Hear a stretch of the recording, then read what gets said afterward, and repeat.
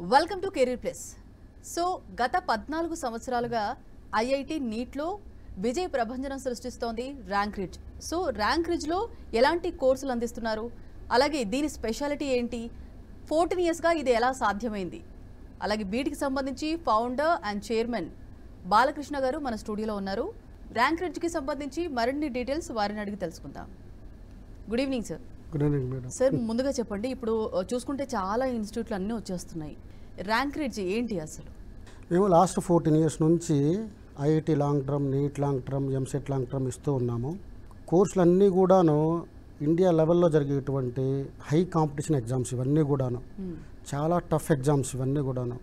ఈ ఎగ్జామ్స్లో ఖచ్చితంగా మనం సక్సెస్ అవ్వాలి అంటే కనుక మంచి ఫ్యాకల్టీ ఉండాలి, స్టడీ అట్మాస్ఫియర్ ఉండాలి, లిమిటెడ్ స్ట్రెంగ్త్ పర్ క్లాస్ ఉండాలి. ఇవన్నీ కూడాను ఫ్యాక్టర్స్.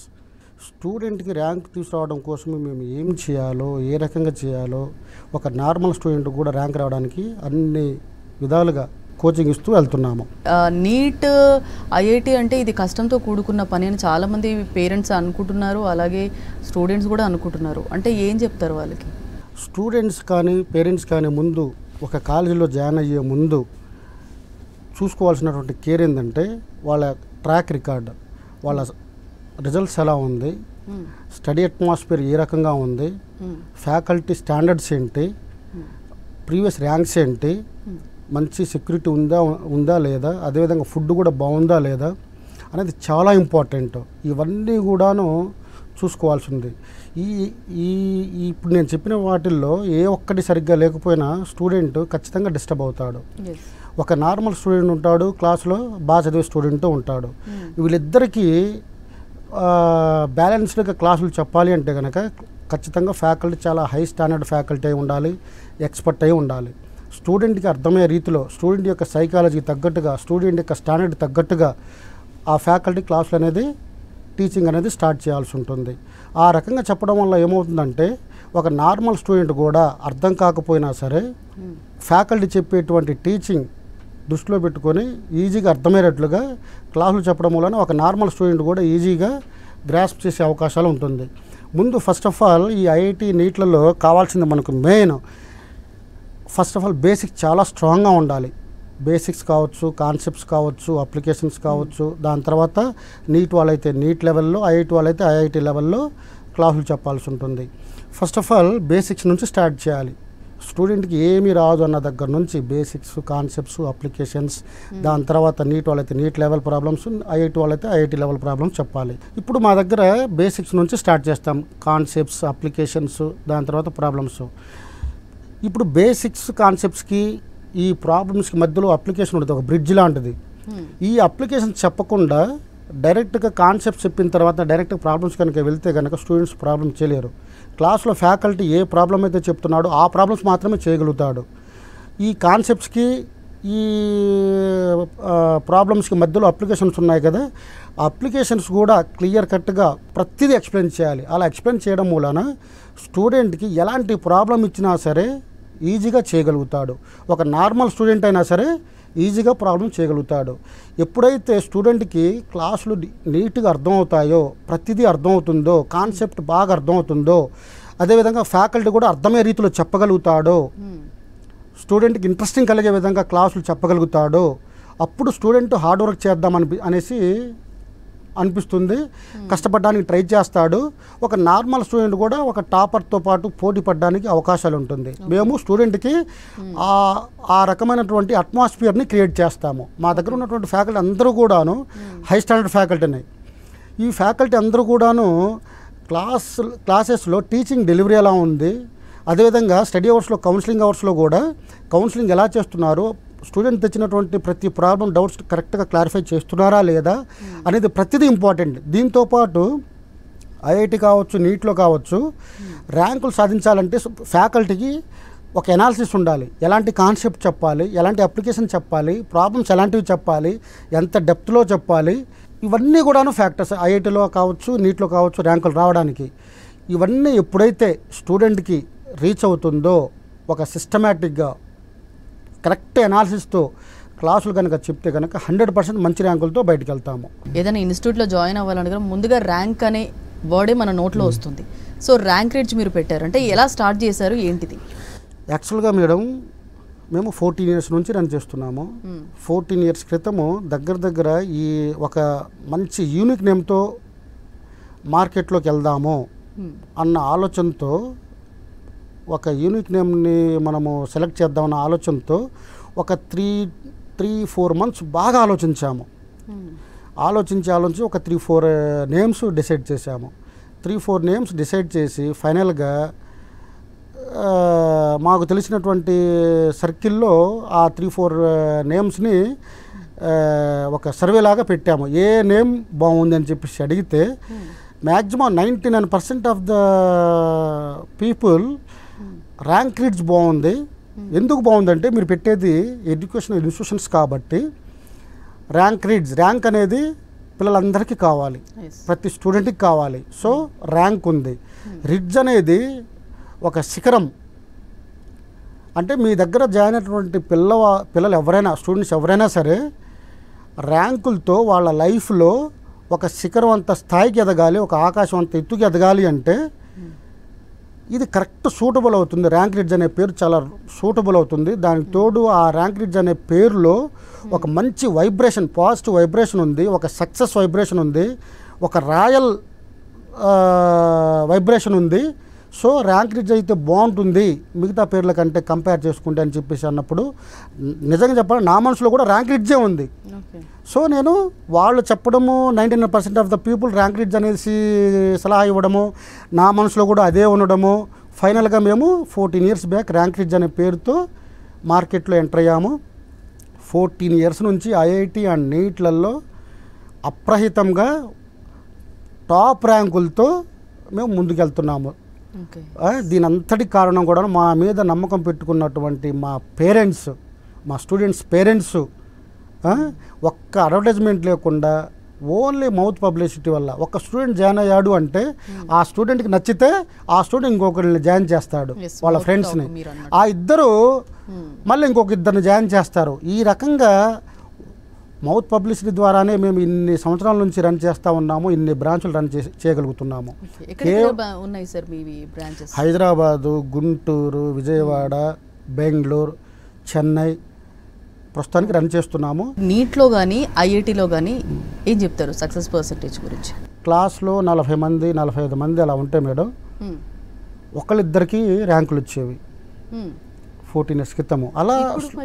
అలా స్లోగా 10%, 20% ఈ రకంగా దాంట్లో మేము నిష్ణాతులు అయ్యే కొద్దీ ర్యాంకులు పర్సంటేజ్ పెరుగుతూ వచ్చింది. ఈరోజు అప్ టు డేట్ ఈరోజు మనం చూసుకుంటే ఐఐటిలో కావచ్చు, నీట్లో కావచ్చు, యాన్ అండ్ యావరేజ్గా 80-85% ఆఫ్ ద సక్సెస్ రేట్.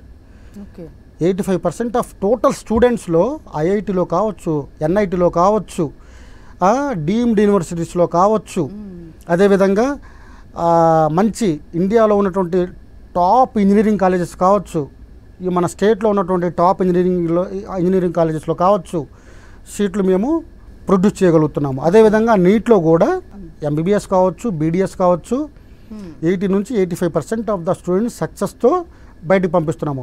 మిగతా పిల్లలు కూడా ర్యాంకులు వస్తాయి. కాకపోతే అలా రాని పిల్లలు ఎవరైతే ఉన్నారో ఆ పిల్లలు ఇంట్రెస్ట్తో రారు మా దగ్గర.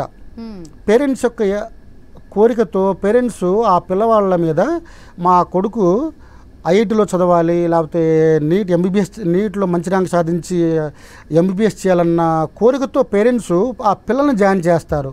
కానీ పిల్లలకు కూడా ఉండాలి కదా ఆ ఇంటెన్షను, ఆ కోరిక.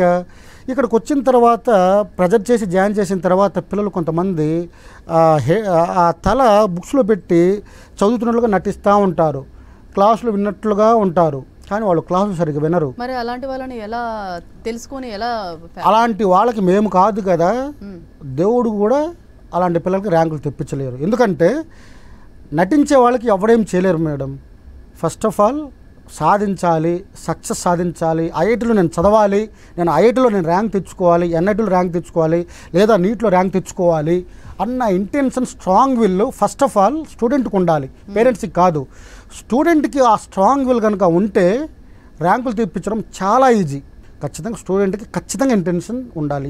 నాకు ఖచ్చితంగా నాకు ఐఐటీలో సీట్ రావాలి, నీట్లో సీట్ రావాలనే ఇంటెన్షన్తో ఒక డల్ స్టూడెంట్ వచ్చినా అలాంటి స్టూడెంట్కి ర్యాంకులు తెప్పించి మేము మిరాకిల్స్ని క్రియేట్ చేశాము ఈ 14 years నుంచి. ఎందుకు ర్యాంక్ రిడ్జ్నే సెలెక్ట్ చేసుకోవాలంటే ఏం చెప్తారు? ర్యాంక్ రిడ్జ్నే సెలెక్ట్ చేసుకోమని చెప్పేసి నేను చెప్పట్లేదు మేడం.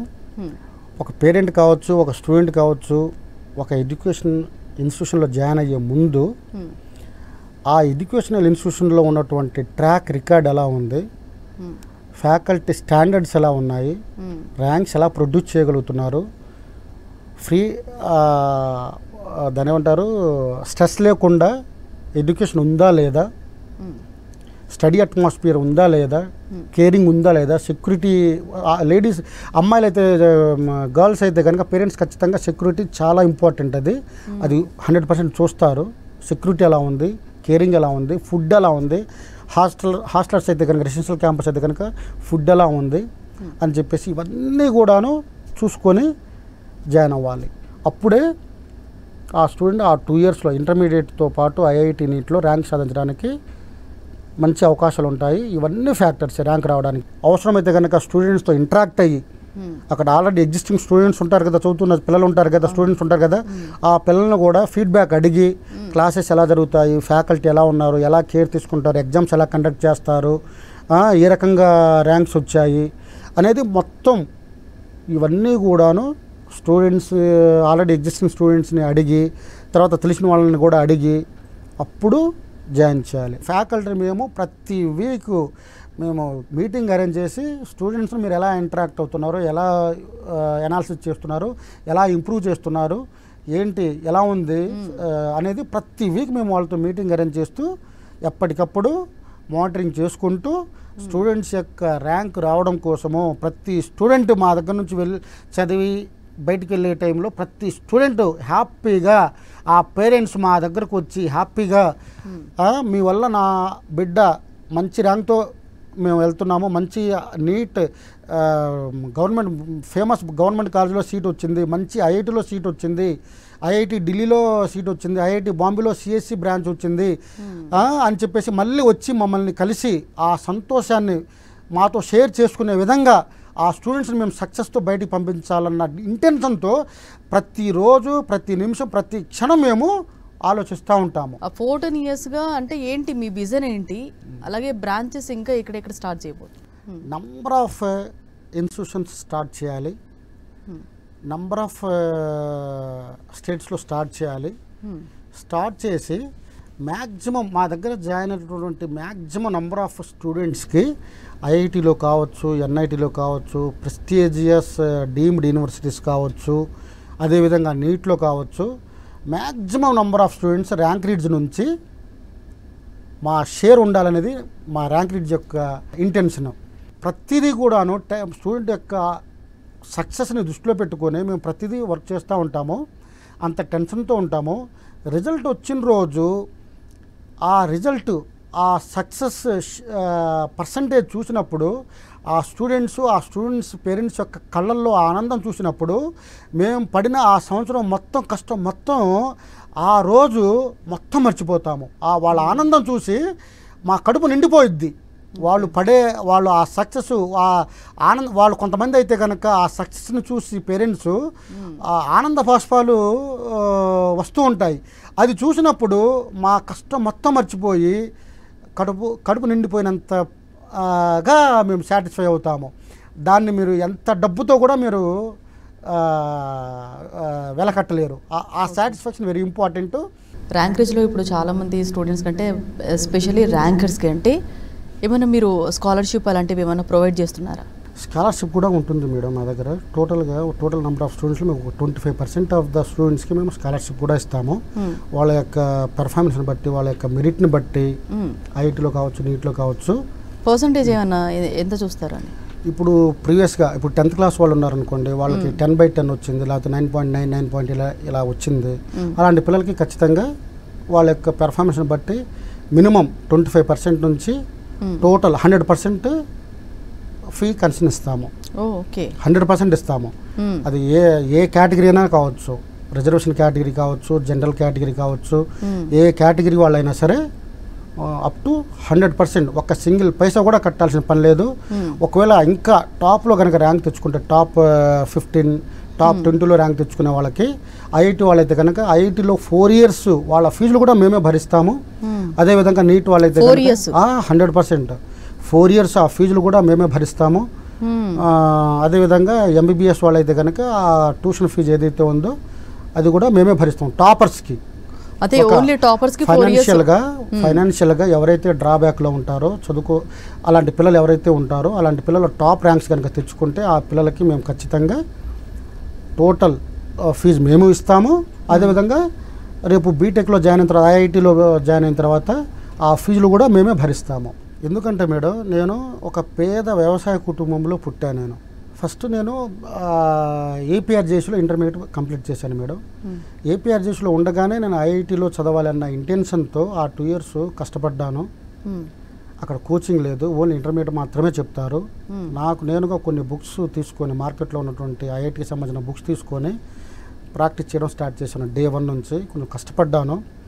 అయితే అప్పుడు నేను రాసినప్పుడు ఐఐటికి 2 ఎగ్జామ్స్ ఉండేవి, స్క్రీనింగ్ ఎగ్జాము మెయిన్స్ అని 2 ఉండేవి. స్క్రీనింగ్ ఎగ్జామ్ వచ్చేసరికి December 1st సండే ఉండేది. అది క్వాలిఫై అయితేనే మెయిన్స్ మేలో ఎగ్జామ్ రాయడానికి ఉండేది. అది డిస్క్రిప్టివ్ అన్నమాట, సబ్జెక్టివ్ ఉంటుంది. అందులో 3 సబ్జెక్ట్స్లో మ్యాథ్స్, ఫిజిక్స్, కెమిస్ట్రీ మూడిట్లోనూ కూడా టాప్ మార్క్స్ మంచి మార్కులు వస్తేనే ఐఐటిలో సీట్ వస్తుంది. ఈ మూడిట్లో 2 టాప్ మార్క్స్ వచ్చి ఇంకొక సబ్జెక్ట్లో మినిమం కట్ ఆఫ్ అనేది ఉంటుంది. ఆ మినిమం కట్ ఆఫ్ దాటకుండా ఉంటే గనక క్వాలిఫై అవ్వనట్లే కింద క్వాలిఫై అవ్వరు. సో నాకేమైందంటే మ్యాథ్స్ అండ్ కెమిస్ట్రీలో మంచి మార్కులు వచ్చాయి, ఫిజిక్స్లో 1 మార్కుతో కట్ ఆఫ్ ఆగిపోయింది. దాని తర్వాత నేను కోచింగ్ తీసుకోవాలనుకుంటే ప్రతి కాలేజీలో కూడాను వేలల్లో ఫీజులు ఉండేవి. ఆ ఫీజులు కట్టలేని పరిస్థితి మా పేరెంట్స్. మరి అప్పుడు ఎలా చేశారు సార్? అయితే నేను ఇంటర్మీడియట్ చదివినటువంటి ఏపీఆర్జేసీలో మా ప్రిన్సిపల్ రామలింగం గారు అని చెప్పేసి, ఆయన ఎక్కడో ఉన్నారో తెలియదు కానీ ఆయన నా పాలిట దేవుడు. ఆయన ఒక లెటర్ మా ఇంగ్లీష్ సార్తో ఒక లెటర్ రాయించి, ఈ పిల్లవాడు మంచి టాలెంటెడ్ ఫెలో, చాలా పేద వ్యవసాయ కుటుంబం నుంచి వచ్చాడు, ఫీజులు కట్టుకోలేడు అని చెప్పేసి ఒక లెటర్ హెడ్ మీద కంటెంట్ అంతా రాసి ఆయన స్టాంప్ వేసి ఆయన సైన్ చేసి నాకు ఆ లెటరు ఒక 4-5 లెటర్లు నా చేతిలో పెట్టి, ఈ లెటర్ను ఏ కాలేజీలో చూపించు, నీకు ఫ్రీ సీట్ ఇస్తారని చెప్పేసి చెప్పారు ఆ ప్రిన్సిపాల్ గారు. నేను వచ్చి ఇక్కడ ఉన్నటువంటి కొన్ని కాలేజీలు తిరిగితే ప్రతి కాలేజీ మేము సీట్ ఇస్తాము, ప్రతి కాలేజీ మేము ఫ్రీ ఎడ్యుకేషన్ ఇస్తాము అని చెప్పేసి అన్నారు. చివరికి ఒక చిన్న కాలేజీలో లిమిటెడ్ స్ట్రెంగ్త్ ఉన్నటువంటి కాలేజీలో జాయిన్ అయ్యాను. దేవుడి దయ వల్ల ఆ ఇయర్ ఎంసెట్లో స్టేట్ 36th ర్యాంక్ వచ్చింది. అప్పుడు ఏఐట్రిపుల్ ఉండేది, ఏఐట్రిపుల్ ఆల్ ఇండియా టాప్ ర్యాంక్ వచ్చింది, ఐఐటిలో టాప్ ఇండియా ర్యాంక్ వచ్చింది. అదేవిధంగా డీసీ అనేసి ఢిల్లీ కాలేజ్ ఆఫ్ ఇంజనీరింగ్ ఉండేది, డీసీలో కూడా మంచి top all India top rank వచ్చింది. ఇంక చివరికి ఐఐటిలో ఐఐటి ఢిల్లీలో జాయిన్ అయ్యాను. నేను కూడా కోచింగ్ కనుక తీసుకొని ఉండుంటే ఇంటర్మీడియట్తో పాటు నాకు ఒక 1 year వేస్ట్ అవ్వకుండానే ఇంటర్మీడియట్తో పాటే నాకు ర్యాంక్ వచ్చి ఉంటే కనుక ఇంకా బాగుండేది కదా, 1 year సేవ్ అయ్యేది కదా అని ఆ చదువుతున్న క్రమంలో, ఆ లాంగ్ టర్మ్ చదువుతున్న క్రమంలో నేను అనుకుంటూ ఉండేవాడిని. ఆ ఆలోచనే ఇప్పుడు ఎవరైతే బాగా చదువుతారో, ఎవడైతే కష్టపడి బాగా చదువుతారో 1-6 మార్కులతో ర్యాంక్ మిస్ అవుతుందో అలాంటి పిల్లలకి మనం ఎంకరేజ్ కనుక చేస్తే, ఫ్రీ కోచింగ్ కనుక ఇస్తే వాళ్ళు కూడా మిరాకిల్స్ని క్రియేట్ చేస్తారు కదా అని చెప్పి ఆలోచనతో ఎవరైతే టాపర్స్ ఉంటారో, బాగా మంచి ర్యాంక్ తెచ్చుకోగలిగిన కెపాసిటీ ఉంటుందో, ఆ పెర్ఫార్మెన్స్ చేయగలుగుతారో అలాంటి పిల్లలకి ఫ్రీ ఎడ్యుకేషన్ ఇస్తున్నాము. టోటల్ సింగిల్ పైసా కూడా మేము తీసుకోము. రేపు పొద్దున బీటెక్లో జాయిన్ అయినా లేకపోతే ఎంబీబీఎస్లో జాయిన్ అయినా కూడా ఫీజు కట్టుకోలేని పరిస్థితి ఉంటే కనుక, అలాంటి పిల్లలు ఎవరైనా ఉంటే కనుక వాళ్ళకు కూడా మేము ఆ 4 years కావచ్చు, 5 years కావచ్చు, టోటల్గా ర్యాంక్ రేట్స్ తరఫున మొత్తం మేమే ప్రొవైడ్ చేస్తాము. ఓకే, అలా అంటే మీకేం లాభం అంటే ఏం చెప్తారు? Self satisfaction madam. అంతే అంటారు. మాకు పేద కుటుంబం నుంచి వచ్చిన వాడిని, పేద రైతు కుటుంబం నుంచి వచ్చిన వాడిని, ఆ బాధ ఏంటో తెలుసు, ఆ ప్రాబ్లమ్స్ ఏంటో తెలుసు. అలా ఇవ్వడం మూలన మాకు కూడా ఏదో ఒక రూపంలో భగవంతుడు అనుగ్రహిస్తాడు అలాంటి పిల్లలకి ఇవ్వడం వలన మాకు మంచిగా జరుగుతుంది అనేది ఒక సెంటిమెంటల్గా పెట్టుకున్నాము. ర్యాంక్ రిజ్లో అడ్మిషన్ ప్రాసెస్ ఎలా ఉంటుంది? సో టర్మ్స్ పరంగా అంటే ఐఐటి అండ్ నీట్లో రెండింటికి సంబంధించి చెప్పండి. ఇప్పుడు ఇంటర్మీడియట్ వాళ్ళు అయితే కన్నా ఇంటర్మీడియట్లో జాయిన్ అవ్వాలనుకుంటే కానీ 10th క్లాస్ అయిపోగానే ఇంటర్మీడియట్లో ఎంపీసీ తీసుకునే వాళ్ళు ఐఐటి సెలెక్ట్ చేసుకుంటారు, జేఈ మెయిన్స్, జేఈ అడ్వాన్స్. అదేవిధంగా కొంతమంది ఎంపీసీ వాళ్ళు JEE mains and EAMCET select చేసుకుంటారు. నీట్ వాళ్ళు ఉన్నారనుకోండి బైపీసీ సెలెక్ట్ చేసుకోవాల్సి ఉంటుంది. ఈ బైపీసీతో పాటు నీట్ కోచింగ్ కూడా ఇస్తాము. ఓకే. ఎంసెట్కి ఆల్టర్నేట్గా ఎంసెట్ కూడా కోచింగ్ ఇస్తాము. ఇది 2 years కోచింగ్ ఉంటుంది. ఇంటర్మీడియట్తో పాటు 2 years కోచింగ్ ఉంటుంది. అదే నేను చెప్తుంది, అసలు 2 years అయిపోయిన తర్వాత లాంగ్ టర్మ్ అనే క్వశ్చనే ఉండకూడదు. ఆ 2 yearsలోనే ర్యాంకులు తెచ్చేసుకోవాలి. ఓకే. 100% ర్యాంకులు తెప్పించాలి. స్టూడెంట్ కూడా ర్యాంకులతో బయటికి వెళ్ళాలి. 1 year వేస్ట్ అవ్వకూడదు. ఇప్పుడు 14 years నుంచి మేము లాంగ్ టర్మ్ కూడా రన్ చేస్తున్నాము. పిల్లలు రకరకాల కాలేజీ నుంచి వస్తారు, కార్పొరేట్ కాలేజీ నుంచి వస్తారు, ఒక వేరే కాలేజీ నుంచి వస్తారు, ఒక రూరల్ కాలేజీలో చదివిన పిల్లలు వస్తారు, సోషల్ వెల్ఫేర్, ట్రైబల్ వెల్ఫేర్ నుంచి వచ్చిన స్టూడెంట్స్ కూడా ఉంటారు మా దగ్గర. అసలుగా ఒక మాటలో చెప్పాలంటే కనీసం చిన్న చిన్న బేసిక్స్ రాని పిల్లలు కూడా ఉంటారు. అసలు ముందు ఇంగ్లీషు మాట్లాడడం రాని పిల్లలు కూడా మా దగ్గర జాయిన్ అవుతారు పల్లెటూరు నుంచి. అలాంటి పిల్లల్ని కూడా మేము ర్యాంకులు తెప్పిస్తున్నాం 14 years నుంచి. లాంగ్ టర్మ్ పిల్లల్ని వాళ్ళు మా దగ్గర మహా అయితే 8 to 10 months ఉంటారు. ఆ 8 to 10 months పిల్లల్ని ర్యాంకులు తెప్పిస్తున్నాము. అసలు ఏమి రాదన్న పిల్లలకు కూడా మేము ర్యాంకులు తెప్పిస్తున్నాము. అదే ఇంటర్మీడియట్లో మా దగ్గర ఆ పిల్లలు 2 years ఉంటారు. ఆ 2 years మా దగ్గర ఉంటే మిరాకిల్స్ని క్రియేట్ చేయొచ్చు. సో లాంగ్ టర్మ్లో జాయిన్ అయ్యే స్టూడెంట్స్కి అలాగే ఇంటర్మీడియట్ స్టూడెంట్స్కి ఏం చెప్తారు మీరు? ఇప్పుడు ఇంటర్మీడియట్లో జాయిన్ అయ్యే స్టూడెంట్స్ ఎవరైతే ఉన్నారో మేడం 10th క్లాస్ అయిపోయిన తర్వాత జాయిన్ అయ్యే ముందు ఆల్రెడీ చెప్పాను కదా, జాయిన్ అయ్యే ముందు ఆ కాలేజ్ యొక్క ట్రాక్ రికార్డు, ఆ ర్యాంక్స్ కావచ్చు, ప్రీవియస్ ర్యాంక్స్ కావచ్చు, ఫ్యాకల్టీ స్టాండర్డ్స్, ఎలాంటి ఫ్యాకల్టీ ఉన్నారు, కేరింగ్ కావచ్చు, క్లాస్లో స్ట్రెంగ్త్ ఎంతమంది ఉన్నారు, లిమిటెడ్ స్ట్రెంగ్త్ ఉన్నారా లేదా, అదేవిధంగా స్ట్రెస్ ఫ్రీ ఎడ్యుకేషన్ ఉందా లేదా, కేరింగ్ ఉందా లేదా, ఎగ్జామ్స్ రెగ్యులర్గా కండక్ట్ చేస్తున్నారా లేదా, ఇవన్నీ కూడా ఫ్యాక్టర్స్. ఇవన్నీ చూసుకొని స్టడీ అట్మాస్ఫియర్ కూడా ఉందా లేదా, మంచి మెటీరియల్ ఇస్తున్నారా లేదా, ఇవన్నీ చూసుకొని పేరెంట్స్ 10th క్లాస్ అయిపోయిన తర్వాత ఒక జూనియర్ కాలేజ్లో జాయిన్ అయ్యేటప్పుడు ఇవన్నీ చూసుకొని జాయిన్ చేసుకుంటే బెటర్. అదేవిధంగా మీరు లాంగ్ టర్మ్ అన్నారు కాబట్టి ఆల్రెడీ ఇంటర్మీడియట్లో వాళ్ళు ఐఐటి కావచ్చు, నీట్ కావచ్చు కోచింగ్ తీసుకొని ఉంటారు. సీట్ రాకపోతే ఇంటర్మీడియట్తో పాటు సీట్ రాకపోతే అలాంటి పిల్లలు ఎవరైతే ఉంటారో వాళ్ళు లాంగ్ టర్మ్కి జాయిన్ అవుతారు. రిపీటర్ కోర్స్ అది. ఆ లాంగ్ టర్మ్ పిల్లలు కూడాను ప్రీవియస్ ర్యాంక్స్ ఎలా ఉన్నాయి, స్టడీ అట్మాస్ఫియర్ బాగుందా లేదా, ఫ్యాకల్టీ స్టాండర్డ్స్ ఏంటి, ఎందుకంటే వాళ్ళకి ఇంకా చాలా క్రూషియల్ టైం ఆ 1 year అనేది. 2 yearsలో కోచింగ్ తీసుకున్నా కూడా వాళ్ళకి ర్యాంకులు రాలా. సో ఈ లాంగ్ టర్మ్ అనేది చాలా చాలా ఇంపార్టెంట్. అమ్మాయిలకు కావచ్చు, అబ్బాయిలకు కావచ్చు, చాలా ప్రీషియస్ టైం ఈ 1 year. ఫస్ట్ ఆఫ్ ఆల్ మంచి ఇంటెన్షన్తో రావాలి, జీల్తో రావాలి, స్ట్రాంగ్ విల్తో రావాలి. నేను ఐఐటి సీట్ సంపాదించాలి, నీట్లో ఎంబీబీఎస్ సాధించాలి అన్న ఇంటెన్షన్తో స్ట్రాంగ్ విల్తో రావాలి. అలాంటి పిల్లలు ఎవరైతే ఉంటారో లాంగ్ టర్మ్ తీసుకోవాలనుకుంటారో ఆ పిల్లలు మాత్రం సేమ్ స్టాండర్డ్స్ చూసుకోవాలి, ఫ్యాకల్టీ బాగున్నారా లేదా, మంచి హాస్టలా కాదా, స్టడీ అట్మాస్ఫియర్ ఉందా లేదా, ట్రాక్ రికార్డ్, ఇవన్నీ కూడాను చూసుకొని ఫైనల్గా జాయిన్ అయితే బెటర్ అని చెప్పేసి నా ఉద్దేశం. మొత్తానికి ర్యాంక్ రిడ్జ్ గురించి, దాని సక్సెస్ స్టోరీ గురించి, కోర్సెస్ గురించి చాలా డీటెయిల్గా ఎక్స్ప్లెయిన్ చేశారండి. Thank you so much. So ఇది ఇవాల్టి career plus. Next news updates ఉంటాయి. Stay tune to Sakshi.